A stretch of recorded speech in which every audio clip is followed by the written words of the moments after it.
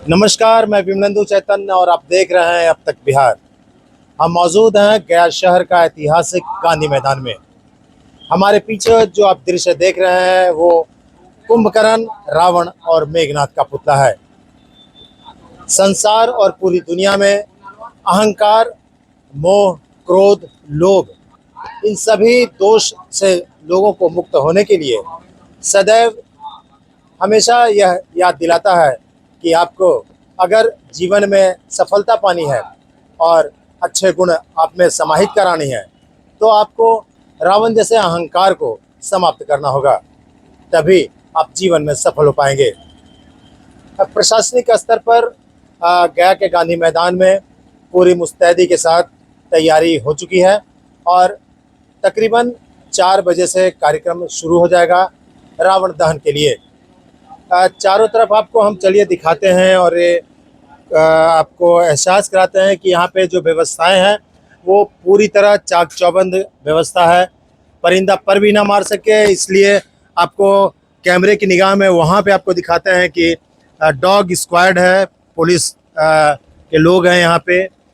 सभी सुरक्षा के दृष्टिकोण से यहाँ पे सारी व्यवस्थाओं का मुआयना कर रहे हैं। गांधी मैदान में बैरिकेडिंग किया गया है। आप चारों तरफ देख सकते हैं कि कहीं भागदौड़ न हो, इसके लिए गांधी मैदान को करीब कई गेटों में परिणत कर दिया गया था। पहले गांधी मैदान में 1 या 2 ही गेट हुआ करता था, लेकिन बढ़ती संख्या को देखते हुए गांधी मैदान में कई गेट बनाए गए हैं जिससे लोग आसानी से निकल सकें और पूरी व्यवस्था यहाँ पे की गई है सुरक्षा के लिहाज से और स्वास्थ्य संबंधित व्यवस्थाएं भी प्रशासन ने की है। यहाँ पे देखिए नीचे आपको दिखाते हैं कि पुलिस मोबाइल से भी वो सारे शॉट्स बना रहे हैं जिसमें सुरक्षा की कहीं से कोई चूक ना हो, इसलिए आप देख सकते हैं कि पुलिसकर्मी भी बड़ी पैनी निगाह रखे हुए हैं। चलिए आपको और दिखाते हैं हमारे सामने। तो सबसे पहले आप देखिए रावण, कुंभकर्ण और मेघनाथ को। ये तीनों ये पुतला आपको ये याद दिलाता है कि आप अगर जीवन में सफल और जीवन को सुखमय जीने की कला को सीखना है तो रावण रूपी अहंकार, मोह, क्रोध, लोभ और काम से मुक्त होना पड़ेगा, तभी आप जीवन में सफल हो सकते हैं। चलिए आपको नीचे लिए चलते हैं। ये तो मंच का दृश्य था और मंच से नीचे आपको दिखाते हैं कि यहाँ पे कई व्यवस्थाएं की गई है।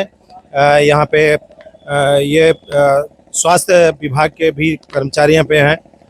एम्बुलेंस यहाँ पे लगाया गया है और इसके साथ साथ यहाँ पे देखिए कोई अप्रिय घटना न घटे, इसके लिए यहाँ पे अगर कोई कैजुअल्टी हो जाती है या कोई घायल हो जाता है भाग दौड़ में, तो यहाँ पे ये सारी व्यवस्थाएं देखिए। बेड है यहाँ पे, ये इसलिए लगाया गया है कि किसी के साथ कोई अगर भगदड़ के दौरान कोई घटना घट जाती है तो उसे यहाँ पे तुरंत तत्काल सुविधा मुहैया कराया जा सके। यहाँ पे स्वास्थ्य विभाग के कोई लोग भी हैं, स्वास्थ्य विभाग से डॉक्टर कोई है, चिकित्सक कोई है। अच्छा, अभी स्टैब्लिश किया जा रहा है।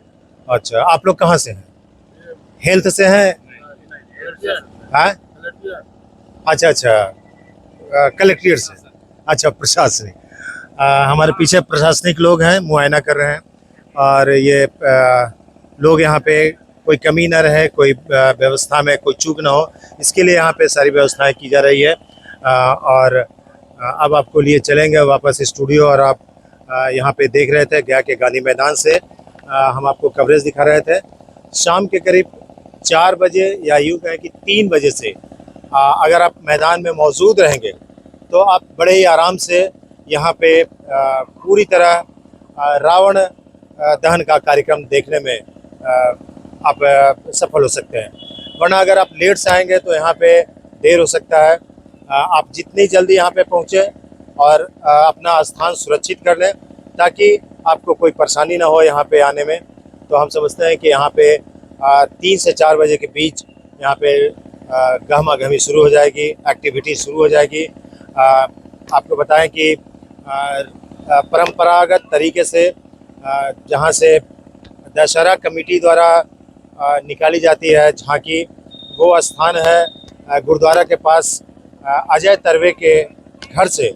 वहाँ से राम, लक्ष्मण, भरत, शत्रुघ्न सभी निकलते हैं, पूरी झांकी के साथ निकलते हैं, तैयारी के साथ निकलते हैं, गाजे बाजे के साथ निकलते हैं और इस गांधी मैदान में पहुँचते हैं। यहाँ पे आने के बाद रावण दहन का कार्यक्रम शुरू होता है, आतिशबाजी होती है और शाम ढलते ढलते रावण दहन संपन्न हो जाता है।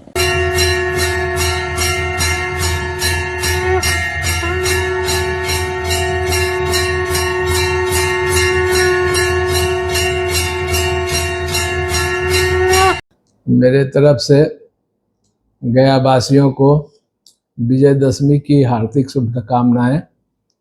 आज असत्य पर सत्य के विजय का दिन है और ये रावण दहन आज हम लोग करते हैं एक प्रतीक के रूप में कि रावण को, माने रावण रूपी जो अवगुण है उसको हम लोग जलाने की कोशिश करते हैं। ऐसे सभी मनुष्य में कुछ न कुछ गुण होता है और कुछ अवगुण भी होता है। 100% सब कोई सही नहीं है, इसलिए कोशिश करें हम लोग कि दूसरे को गुण को लें और अपने गुण को दूसरे को दें, अवगुण को त्याग करें। और जब हमारे बीच जो अवगुण के रूप में हम सबों के बीच रावण है, उसको आज हमेशा के लिए दफन कर दें। इसी के साथ मैं देशवासियों को, बिहार वासियों को और गया वासियों को ये कहना चाहता हूँ कि हंसी खुशी से भाईचारे के साथ विजयदशमी की पर्व को मनाएं और एक दूसरे से अपना खुशी शेयर करें। शिवचंद सिंह, शिशु रोग विशेषज्ञ।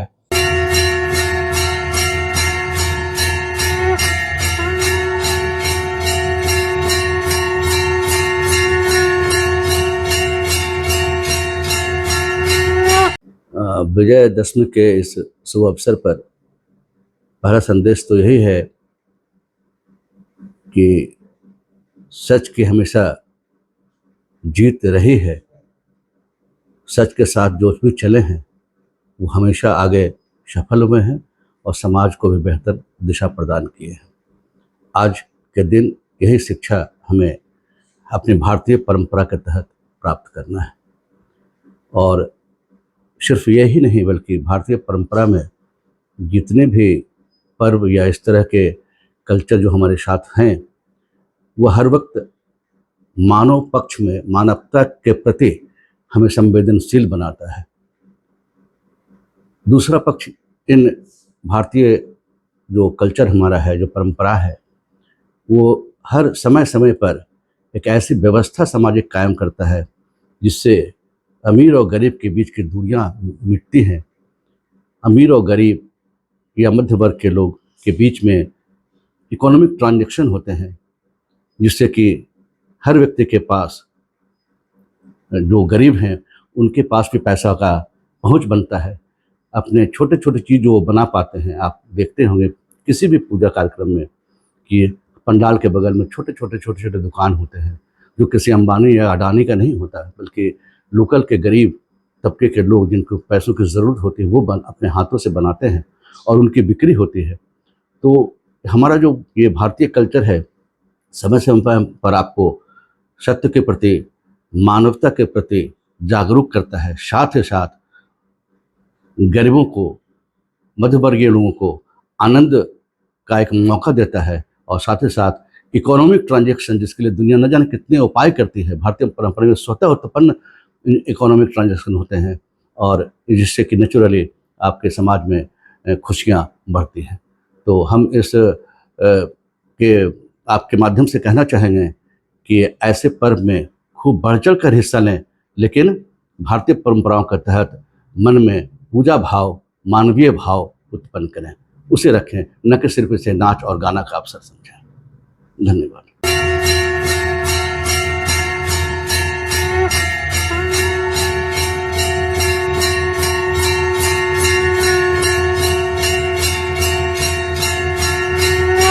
सबसे पहले तो मैं संपूर्ण गया वासियों को रहीम रेस्टोरेंट की तरफ से विजयदशमी की शुभकामनाएं देता हूं।